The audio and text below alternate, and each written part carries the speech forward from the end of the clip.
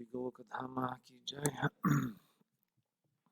All glories to Shri Guru and Shri Gauranga. All glories to the assembled devotees. Hare Krishna, Hare Krishna, Krishna Krishna, Hare Hare, Hare Ram, Hare Ram, Ram Ram,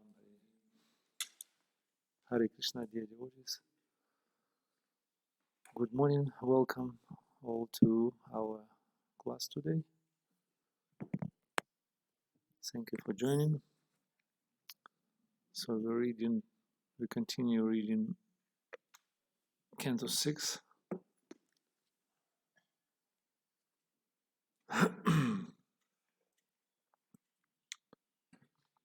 Chapter 9, entitled Appearance of Demon Vritrasura.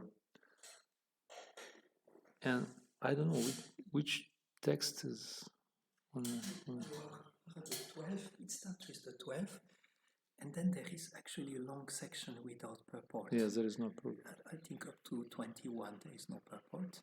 Okay, we're going throughout. You can go throughout, but if in the middle you want to speak, you stop wherever you like. Okay. I have to apologize myself. I have a tight morning, but I will be doing puja and hearing. Okay, I understand. Okay, so from 12 throughout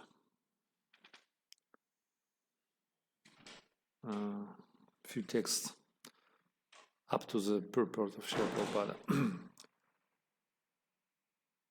Okay, so let's start with invocation. Okay, we read Sanskrit and purport and translation by His Divine Grace Abhacharya Bhaktivedanta Swami Srila Prabhupada ki jai. Om Namo Bhagavate Vasudevaya.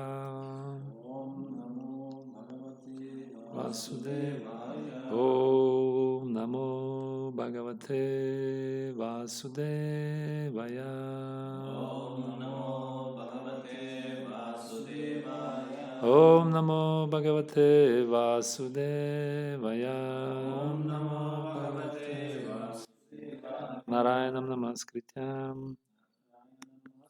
Naram Cheva Narottamam Devim Saraswatim Vyasam Tato Jayamudiraye Nashta Praesha Bhadrishu Nityam Bhagavata Sevayam Bhagavatam Ashloke Bhaktir Bhavadina Ishtiki Shinvatan Sakatha Krishna Punya Shravanam Kirtanam Hridyantosta Bhadrani Vidhunati Sukhrit Satam. So you follow me? Or I just read? Just reading.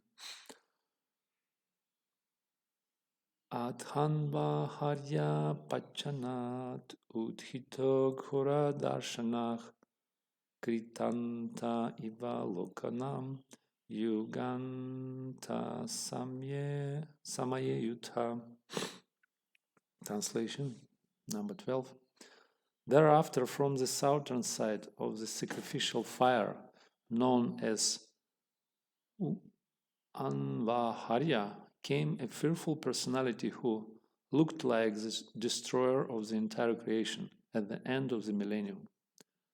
Going to the next number, this few verses from 13 throughout 17.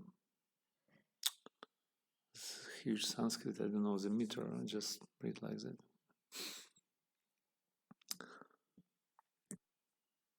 Visvak Vivardhananam tam Ishumatram dine dine Dagdha Saila Pratikasam Sandhabhya Sandhya Varchasam Taptatam Rasika Smar Srumadhyat Hnargogra Lochanam Dedipya Mane Trisike Shula Aropya Rodasi Nirtyantam Unadantam Cha Chalayantam Padamahim Darigambhira Vaktrina Pibata Cha Nabhastalam Lehata Jihva Yarkas Ksani Grasata Bhuvanatriyam Mahataraudra Damstrina Jrimpamanam Muhur Muhur Vitrasta Dudruvuhloka Vikshya Sarve Disho Dasa. Translation by Srila Prabhupada. Like arrows released in the four directions, the demon's body grew day after day, tall and blackish. He appeared like a burnt heel and was as lustrous as a bright array of clouds in the evening. The hair on the demon's body and his beard and mustache were the color of melted copper, and his eyes were piercing like the midday sun. He appeared unconquerable, as if holding the three walls on the points of his blazing trident. Dancing and shouting with a loud voice, he made the entire surface of the earth tremble as if from an earthquake. As he yawned again and again, he seemed to be trying to swallow the whole sky with his mouth, which was as deep as a cave. He seemed to be licking up all the stars in the sky with his tongue and eating the entire universe with his long, sharp teeth. Seeing this gigantic demon, everyone is in a great fear, run here and there in all directions. No purport, so we're going to the number 18. There is a small purport. Inavrita ime lokas tapasat vashtra murtina savavritra iti prokta papach parama darunach. Translation. That very fearful demon, who was actually the son of Tvashta, covered all the planetary systems by dint of austerity. Therefore he was named Vritra, or one who covers everything. Purport by Srila Prabhupada. In the Vedas it is said, Sa imal lokan avrinot tat vritrasya vritratvam. Because the demon covered all the planetary systems, his name was Vritrasura. Well, that's what we have all brought here.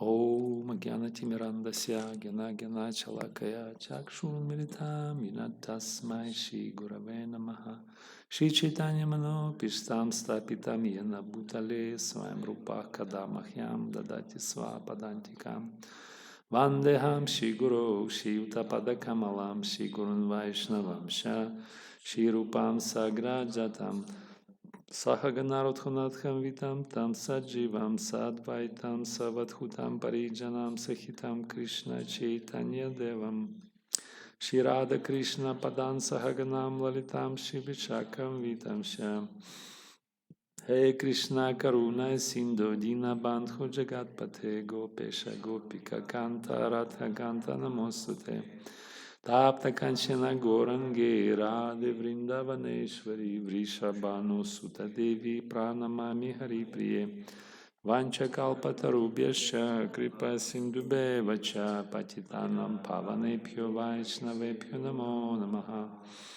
Jai Shri Krishna Chaitanya Prabhu Nityananda Shri Advaita Gadadhara Shivasadi Gaura Bhakta Vrinda Hare Krishna Krishna Krishna Hare Rama Rama Rama Hare Hare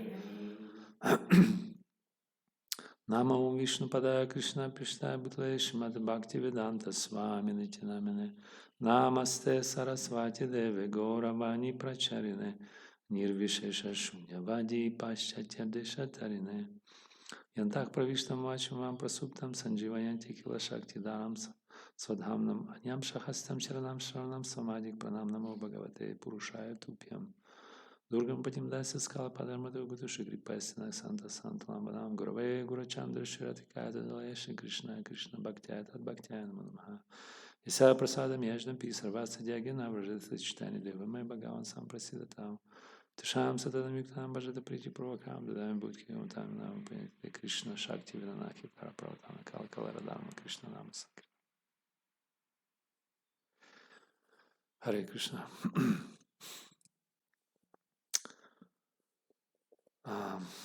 Vritrasura Purana, the story of Vritrasura demon, is a very fascinating story.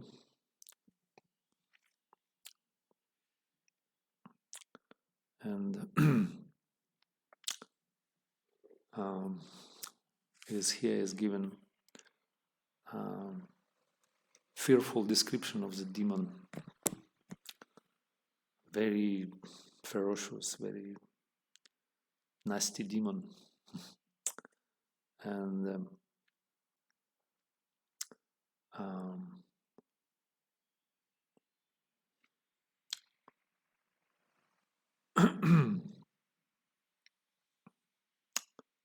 his name Vritrasura. Vritrasura means Vritra, those who covered everything by his gigantic body. Covers entire universe. Like Vamanadev, when he made it 2 steps, he covered everything. So Vritra means those who covers everything, but Asura means literally demon. So there are 2 out there, 2 types of living entities, 2 kinds of mentality or viewpoint, let's say worldview or way of thinking of, or I don't know, lifestyles. 2 kinds of camps out there in the world. It is saying in Padma Purana, Dvaibhuta Svargala Keshmin Daiva Asura Evacha. So 2 types of living entities. Like Krishna called them Daiva Asura Sampada. So the demonic and divine. And divine personalities, those who Sura, they're called Sura, because they follow path of Surya. So they're running towards Surya. Surya means sun god and path of light. So what they're doing? They prescribe duties. What's the path of light? They're doing prescribed duties, like according to their nature. Like Krishna explained, there are 4 types of natures. Chaturvarnya Maya Shistva Guna Karma Vibhagashaha. So to 4 types of natures, according to the particular combination of the modes of nature. It's called material svabhava, which accumulated over maybe a few lifetimes up to this point. So we have this our nature. So if we follow in our nature and execute our prescribed duties according to that nature and work associated with that, so we consider to be followed dharma. That means we are godly persons. Krishna also, it is saying in Srimad Bhagavatam, Atah pumbhir dvija shishtha varnashama vibhagasha sanushhitasya dharmasya samsidir hari toshana. So through our prescribed duties, we have to satisfy Hari, samsidir hari toshana. That's the purpose of that system. So that's considered to be godly personalities. They're going to the path of light, towards Surya Dev, on a higher planetary system. So the opposite camp, the Asuras. Asura means letter A, means opposite meaning. So they're not following the path of light. They're going to the darkest region of this universe. Asuram nama teluke adhena tamasavritam, it is saying in Shisha Upanishad. They're lazy, they don't want to execute their prescribed duties according to their nature. They're doing according to their whims, whatever they think, and they're fallen into the worlds of faithless atheists, and they not fallen, they fallen the dark path, running away from God, running away from path of light or Surya Dev. And two of these camps are just like kind of opposite, conflicting kind of groups, and they're always like in a clash, good and evil, gods and demons, like good and bad guys, always in this world of dichotomies or dualities. And what is in the middle? How do you think? What is in the middle?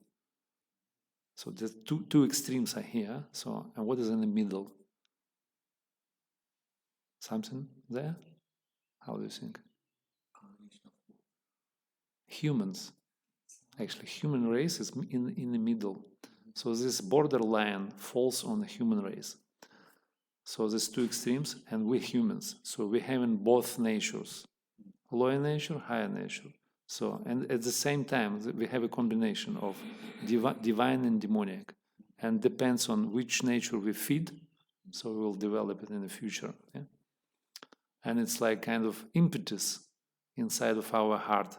It's called driving force. Like it's one of the topic of Srimad Bhagavatam, which is called Uti. Atra sarga visarga syam sthanam poshanam utayam manvantarashanu katha nirotha mukti rashaya. So this Uti means impetus inside the heart, which drives us towards our future. That's called mental emotional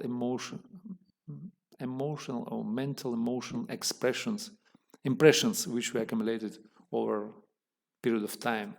So that's impetus mold up our nature, and it's like impetus to act in a certain way, in a godly way or demoniac way. And these two forces, in universal forces, they're fighting, and they also kind of divide human society. They draw the line, and they try to pull people to their side. They convert them. We know in this world is going on this kind of all the time, some kind of clash, some kind of war, struggle between these two. And they convert people in their camps.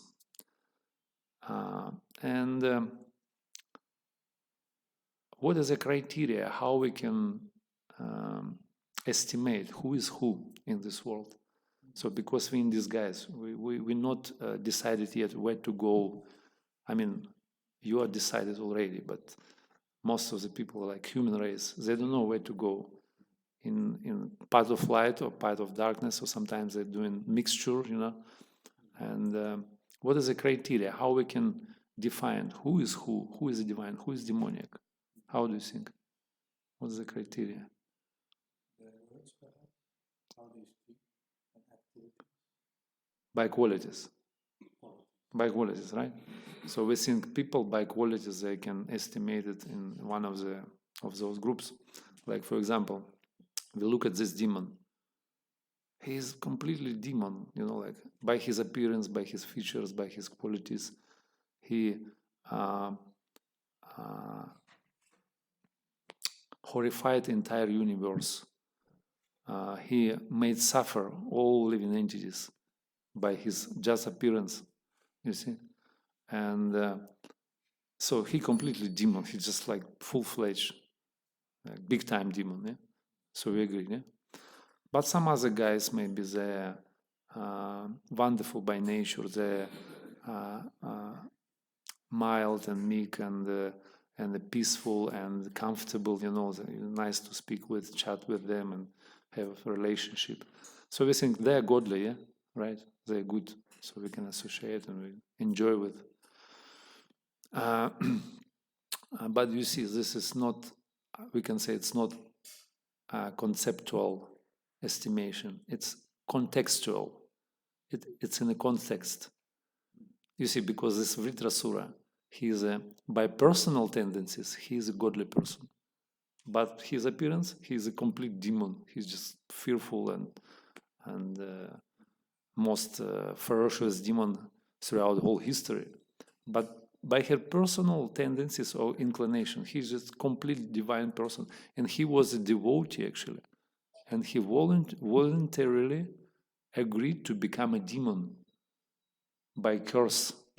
He'd been cursed, and he said, "Okay, I will be demon." So can you imagine if somebody curses you, and you say, "Okay, I'm going to be like ferocious demon in such appearance"? It's horrible. Eh? So he voluntarily agreed to accept, to assume this form of the demon. But he's completely godly. So if you'll take another personalities like Ravana or Hiranyakashipu, they were nice by their appearance. They were handsome and learned, and they knew Vedas, and they've been nice with people, friendly, accommodative, whatever. But as soon as some interest been touched, so they become like a ferocious demoniac guys, and they were killed, and committed violence and all these things. So what is it? You see, quality is not it's not a criteria to understand who is divine, who is demoniac. It's not a criteria actually, because by appearance you can be demon, like with hoofs and horns and whatever. But by personal tendency, you can be godly person, and opposite way also, other way around. So you can be nice and handsome and everything like demigod, But by nature, by your impetus, by your inner driving force, you can be demon. Nowadays in modern societies, there is Richard Dawkins and company, the atheist. And they're nicely looking nice, and they're very intelligent. They're very, qualified personalities. But what they're doing? They're denying God. They try to convince people that there is no God, and they want to become gods themselves. You see, that's completely demonic tendency. So if you look at Padma Purana, there is given criteria, who is who. It is saying, Dvai bhuta sargalaka smindaiva asura vacha Vishnu bhaktir smritodaiva asuram tadvipariyah. Vishnu bhakta. So those who worship Vishnu is considered to be godly, divine, and opposite. Asuram tadvipariyah means opposite. Those who not worship Vishnu, they demonic. So very kind of radical definition. So you can't go. It's just it draws a line. So if you worship, so then if you bhakta, you divine. If you non-devotee, you demoniac. Clear, yeah? No problem. So we understand who is who. Then you can look at those demons, those who actually Vedic demons. They're Vedic. They're not like now, Kali Yuga, they're completely atheistic and gross materialistic. But they Vedic, and Vedic means they got cultural, they got society, they maintain each other, they support, and they also follow something, some dharma. Yeah, demons are used to follow dharma because they accumulated a lot of strength, a lot of power, opulences. Why? Because they follow dharma. When you follow dharma, you got artha, kama, and everything. So they've been powerful because of following dharma. And sometimes they worship demigods. Jai Shri Radha Madan Mohan Ki Jai Shri Giraj Gopal.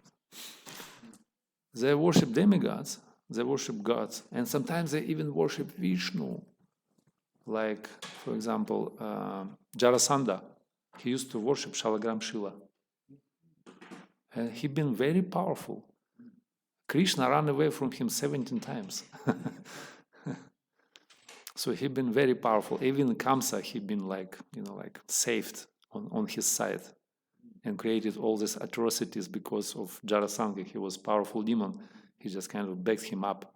And he was like, okay, so I'm going to do all these nonsense things. And again, you see, some of the demons can have little devotion, little kind of maybe external, but still. So where is the criteria again? So we get lost again. So how we can define?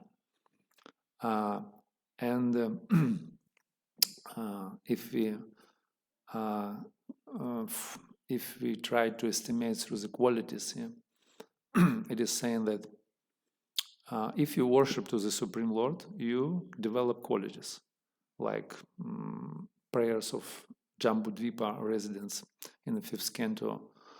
It is saying, Yasyasti bhaktir bhagavatira kinchana sarvaya guna tatra samaste suraha.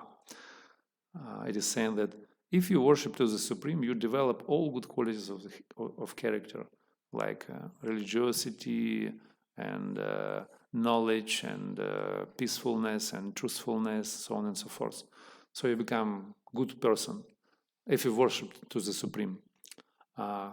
Krishna says in Bhagavad Gita, Shamo damasta paushaucham kshantira javayavacham Gyana Vigyana Stikyam Brahma Karma Svabhavajam. So you become Brahmanical, all these good qualities of Sattva Gun you accumulated.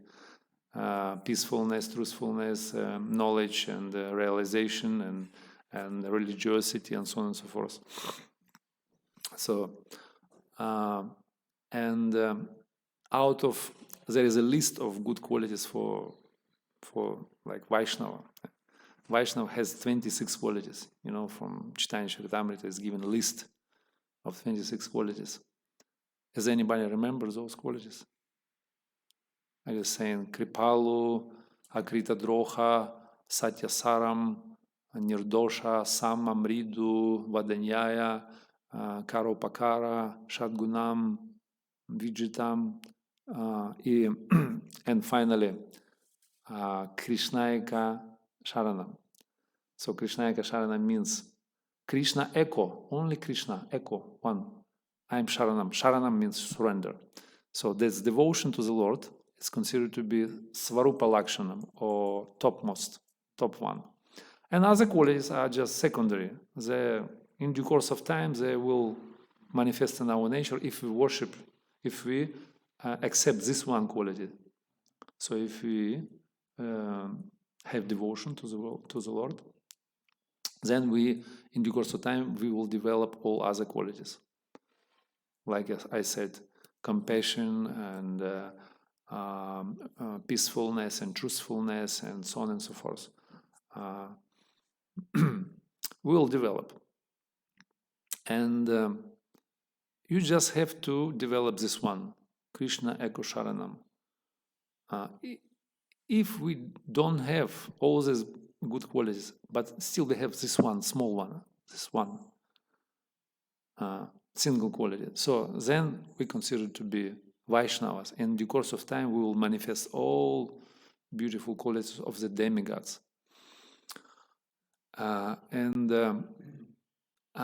Although they consider to be secondary, but we can estimate the advancement of the person by those qualities. You see, for example, this devotion to the Lord, it's inner quality. We can't see it. We can't estimate it. We know that he is going to temple, he doing his sadhana, or he associates with devotees and worshiping Lord. Probably he is a devotee, but to what degree he devotee? How we can estimate?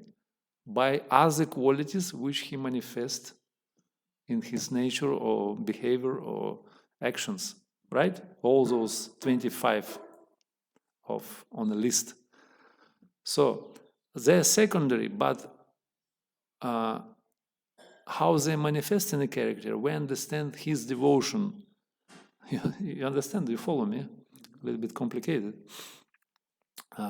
Because this main quality, we don't know this inner quality, devotion. We can't estimate it. Only can estimate it by other qualities which manifest in due course of time, which is considered to be secondary. Yeah. So if person has only one quality, he is a surrender to Krishna, he is a devotee, he has devotion, but he doesn't have any other.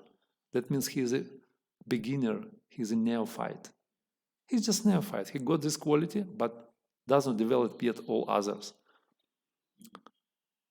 And in due course of time, he developing all other qualities, then he become like more advanced, like intermediate devotee or highly advanced, like Uttama Bhagavat. Yeah? So when he developed all those 25, he became Uttama Bhagavat, full-fledged. Yeah? So again, we need only one quality: devotion to the Supreme Lord. Krishna Eko Sharanam. Krishna Eka Sharanam. So this only one quality is enough to consider us divine, yeah, or godly personalities. And just I'm gonna ask you. So tell me, what is the better, or what is considered to be more important, to have devotion to the Supreme Lord or to follow Shastra? In other words, follow the God's will written in the Shastra. What is the more important, most significant?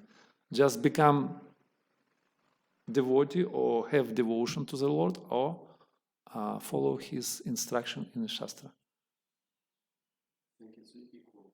If you worship Lord, if you are devotee, you follow. Not necessarily. Sometimes people can worship Lord on a sentimental platform. They don't have a scriptural foundation. They just worship. It's okay. They have nice feeling, you know. Oh, God is beautiful, nice, beautiful deities, decorated with the flowers. Oh, it's nice. I feel something in my heart. That's it. They don't know, you know, they don't have some kind of, you know, they back up some good foundation for that belief. So what's the opinion? How do you think? What is the most important? To become devotee, devotion, have devotion or scriptural injunctions or following Shastra? What is the criteria?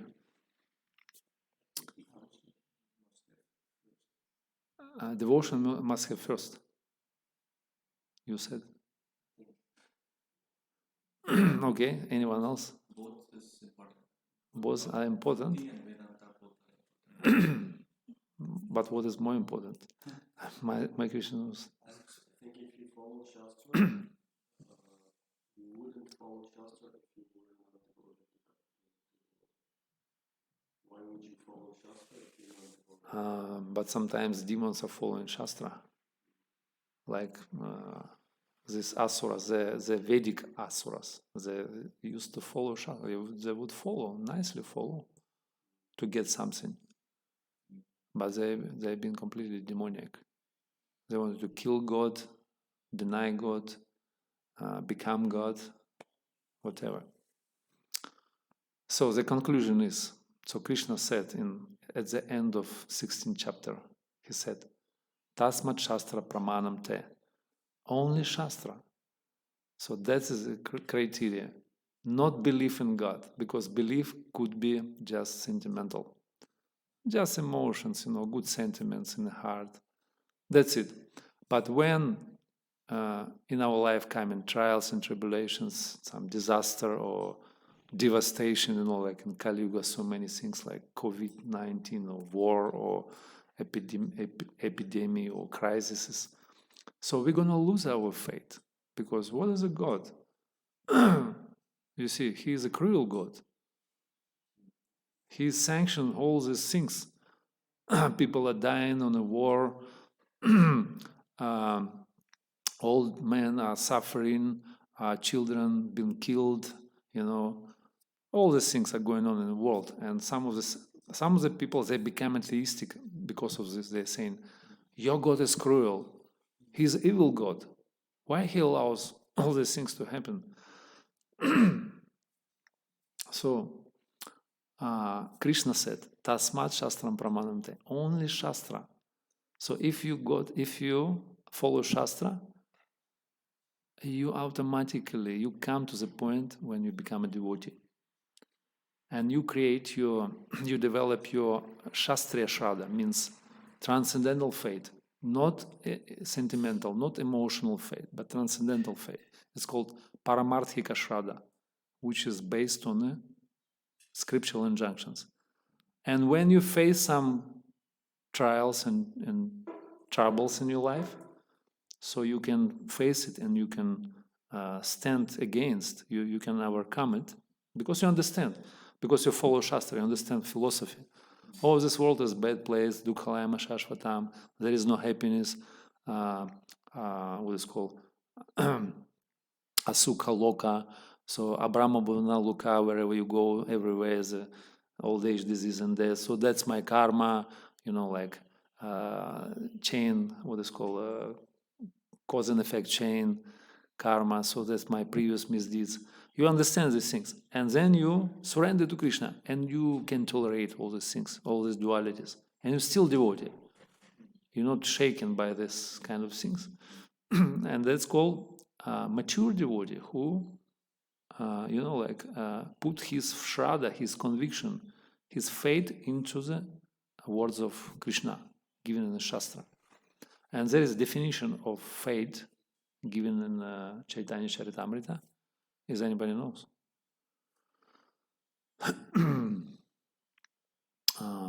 Shradhe Shabde Vishwasakakhe Suhridanishaya Krishna Bhakti Hoila Sarva Karma Kritahaya. Bengali. You know Bengali? No? It is saying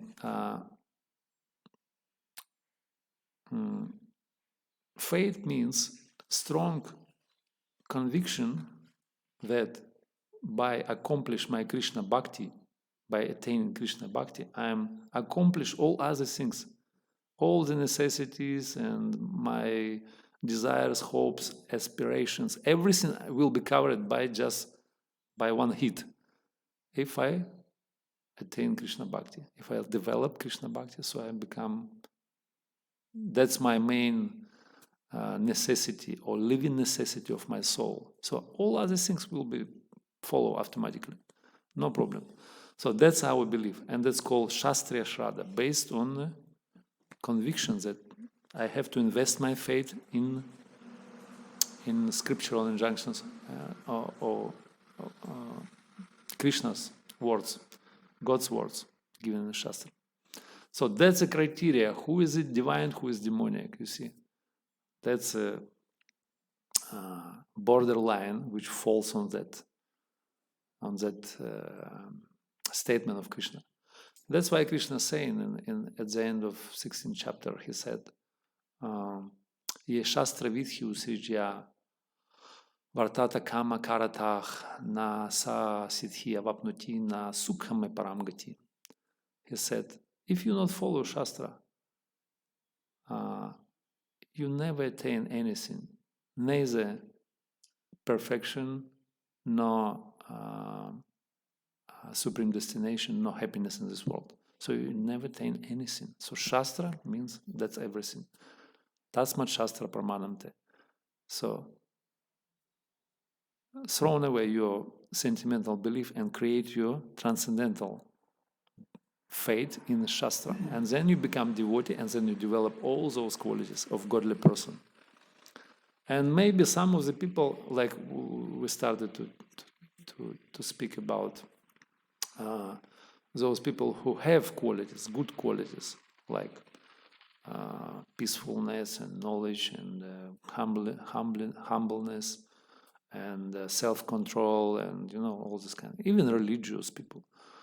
But if they, all these qualities do not based on the Shastra, that means it based on a sattva guna, sattva, sattvic, like sattvic, they're just sattvic people. And in due course of time, it will be washed away because it's temporary. That's called abhas, or semblance of good qualities.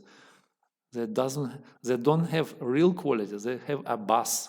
Abhas means semblance, just reflection. You see, but devotees, they have real qualities. Why? Because they're taken from Krishna. Krishna eko sharanam. So they're serving Krishna, and Krishna, the source of everything. All the Buddhist qualities like Shaktis and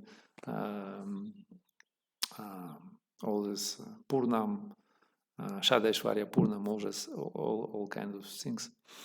So Krishna has original qualities. So devotee worship Krishna, he getting qualities from him.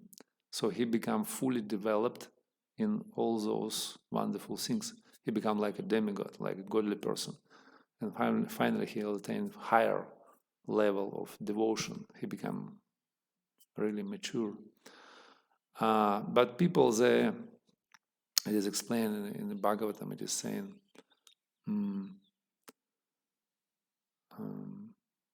Bhakta harav, harav abhaktasya kuto mahat gunam manorathena sad dhavato bahich. It is saying in Srimad Bhagavatam that people, they're riding on the chariot of the mind, and they're going to external energy. They're running outside. The dhavato bahich. So they're going to the external. Bahich means external. Bahirmukha, external energy.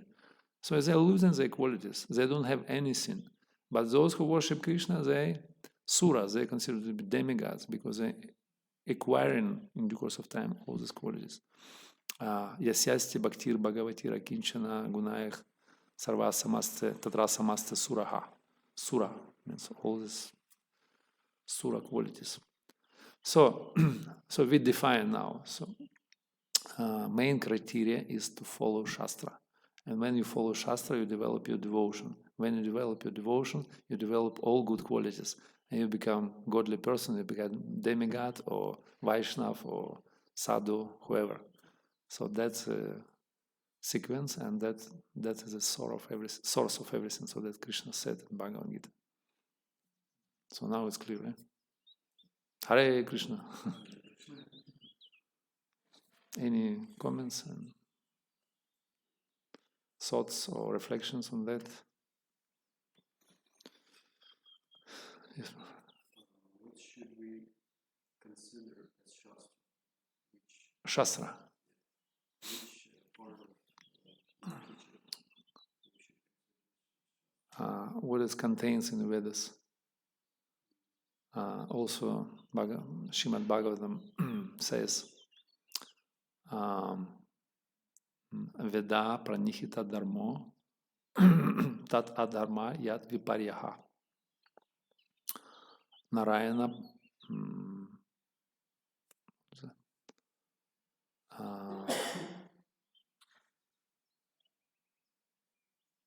Chik Pramana. So, Vidon Narayana Pranihita Dharmo. Vidon Narayana Sakshat Swayambhu Iti Shushuma. Yes, it is saying. So, what is in the Vedas contains in the Vedas, considered to be Dharma, and everything outside of the Vedas are Dharma automatically. So, Prabhupada writes in the purport, all these modern religions, like Avrahamic religions, like Western religion tradition, means three religions: Jewish, Islamic, and Christian religion. What else? It's called Mlechas, religion for the Mlechas. That's a dharmic. That's outside of the Vedas. So Prabhupada very clearly, maybe heavy for some of the people, but see, it's like that. That's statement of the Shastra. Whatever in the Vedas, that's considered to be Dharma, means this is real Shastra. And doesn't matter which kind of Shastra is there. Maybe it's Karma Kanda. We not follow Karma Kanda, we follow Bhakti Shastra, right? So Bhakti Shastra, not so much. It's a small portion, 1%, maybe less, of entire Vedic body. Just 1%, maybe even less. It's very small. I heard like 7 books only, Bhakti Shastras, that's it. So all other Shastras, maybe Karma Kanda, 96%. Karma Kanda means ritualistic performance. There is no devotion. But still, this is considered to be Shastra. This is words of God. If you follow this, you develop bhakti towards Krishna. Maybe few over lifetimes, but still, you have to follow it. And this is, it's like a rock. Krishna said, so that's Shastra. And we respect it. Even it's Karma Kanda, or Jnana Kanda, or Yoga Shastra. But this is Vedic, this is Krishna's will.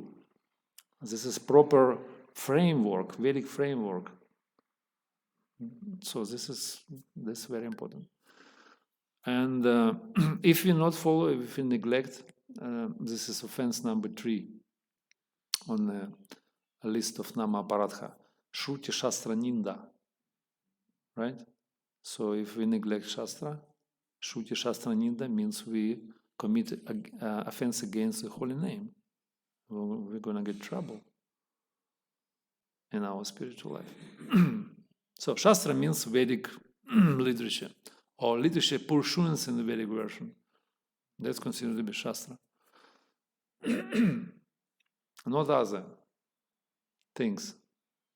Many ideologies and teachings and religions even nowadays. Religion only one, Sanatana Dharma. Only one religion. Only one teaching. Only one God, only one holy name. Maybe many names, but we use main.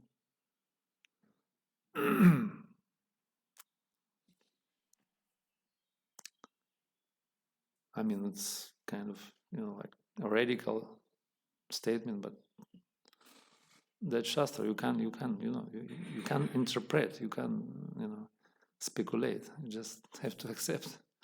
That's it. Yes. Vedas are a very huge body. Yeah. And sometimes it contradicts itself. There are Yeah. statements which we don't understand. Yeah. So you mean by to understand what is mentioned in the Vedas, Yeah. to follow whatever extent is possible is fine, or we should just follow whatever is mentioned in the Vedas, because it's for Kali Yuga people, it's very difficult to even understand what is being. Exactly. So Vedas are huge and unlimited. There is no end, actually, because Krishna is infinite. Veda also, because Veda comes from breathing, Krishna's breathing. So it's coming all the time, by the way. You see, it's unlimited. And we not follow entire Vedic body. We follow in only one section. So we develop our bhakti towards Krishna. That means we follow in Bhakti Shastra. That's why to understand different Vedic injunctions, which are contradictory sometimes. So what we should do in this case, we have to accept Guru. So Guru, he explains which kind of way we have to take up to attain our goal. So that's why Guru is there. So then appear all this kind of Vedic framework. So 3 things: Guru, Sadhu, Shastra. So we not follow entire Shastra, although we respect. That's God's word. That's completely authorized. But we not follow. Why? Because we follow in only knowledge extract from the Vedas in our disciplic succession. That's called Amnaya Sutra. Only which is given in our disciplic succession, in our tradition, in our sampradaya. We call it Brahma Gaudiya Vaishnava Sampradaya. So that's our knowledge. That's our knowledge of the Vedas. But all entire Veda we respect, but we not follow. You see, and we never estimate, or we never figure out by ourselves what to follow, what not to follow. Only through the spiritual master. And this is definition of spiritual master. Tasmat gurum prapadite jigyasurše uttama shabde pare. Shabde pare. He understood Shastra by his deliberation, and he came to the right conclusion, and he able to convince others. That's considered to be guru. One of the symptoms, not all, but one of them. So that's a guru who can teach Shastra. And guru is a person who teaches Shastra, nothing else. He doesn't teach anything else. Like he doesn't teach us how to play harmonium, or how to, I don't know, cook maybe, how to speak eloquently. He doesn't teach us. He teach only Shastra. That's guru. That is guru. And you see, we even rejected God's avatara, avatar of the Supreme Lord.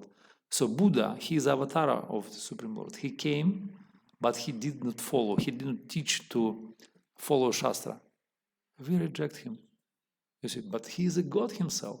But we said, no, we not follow you. Even you God, but we not follow you because you rejected Shastra. You see? Is that right? Yeah?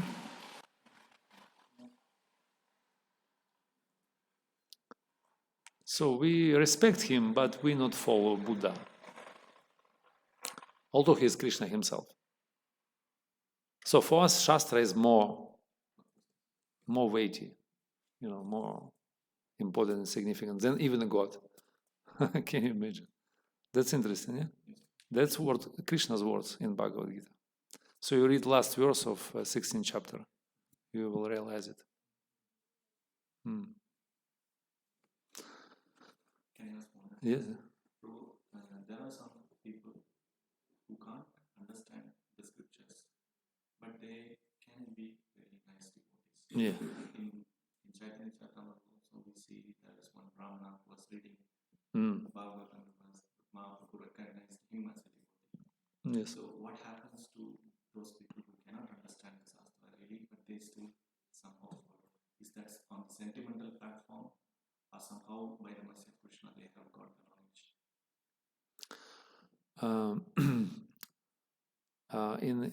In this example, in this case of that Brahmana, South Indian Brahmana, who was reading Bhagavad Gita, he did not understand Sanskrit.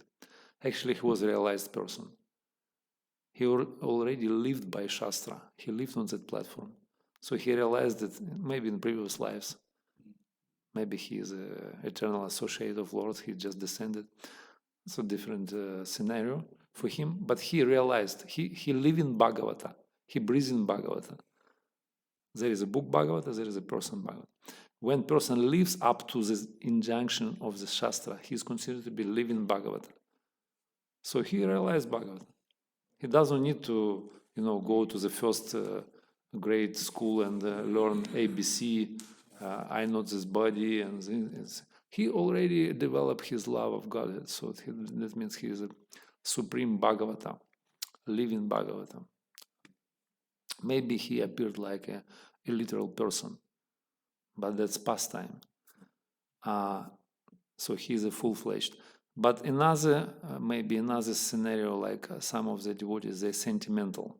They don't have a good shastrical background. That means they're immature, they're just beginners, they're neophytes. That's it. So they have to progress further, they have to develop the shastric faith, shastriya shraddha. Otherwise, they're going to get trouble as they never become something more higher, like Madhyama, Adhikari. So they still stay like Kanishta. Kanishta means Kamala Shraddha, small faith, soft faith, and based on sentiments and on a worldly faith. They're immature. So we have to move to this direction. If you want to progress in the spiritual life, if you want to develop your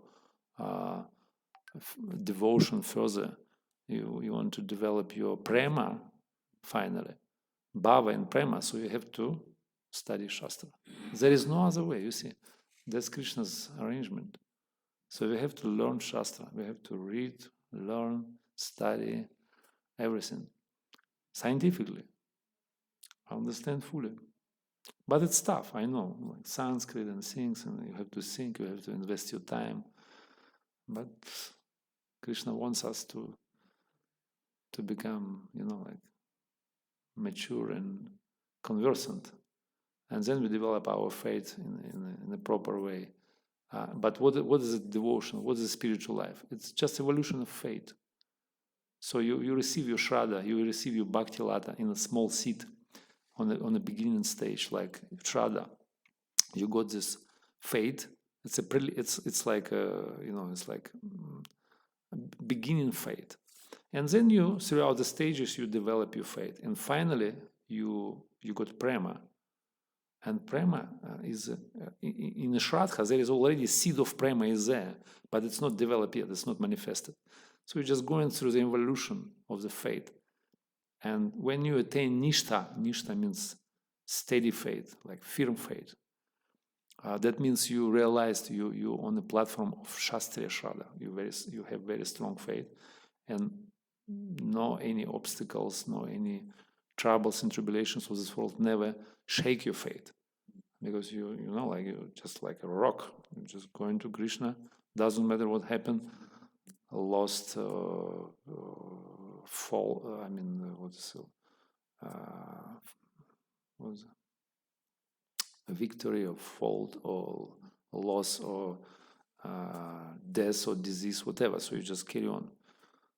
Doesn't matter. You understand. You just establish on it very strongly, so you can tolerate all these things, and still you just keep your faith strong and just carry on.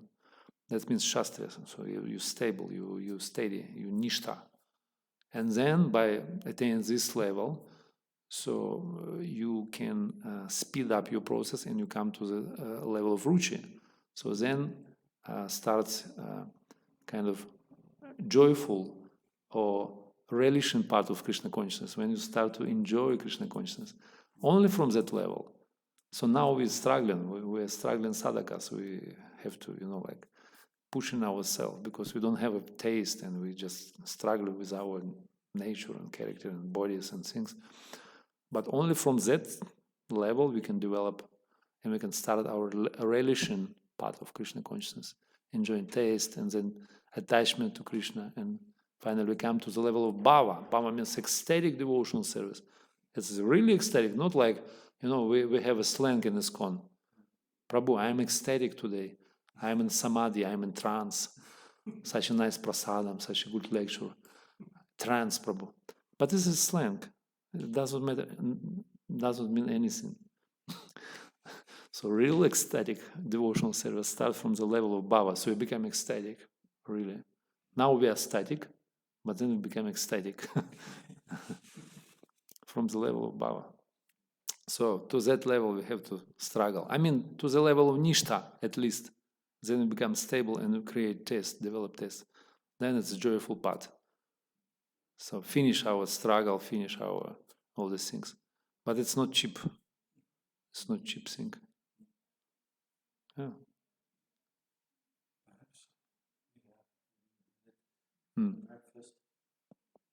To which extent then is it sufficient to hear from the Guru, obviously, and not somebody else, instead of, or do we have to do both during the day, let's say, read, or is hearing also sufficient, like this, for instance, Bhagavatam? Yeah. What would you advise? Hearing, reading means hearing. Yeah. It means hearing. So that's anga, that's one of the limb of bhakti, like Shravanam, Kirtanam, Vishnu, Smaranam, Padasevanam. So this hearing means reading.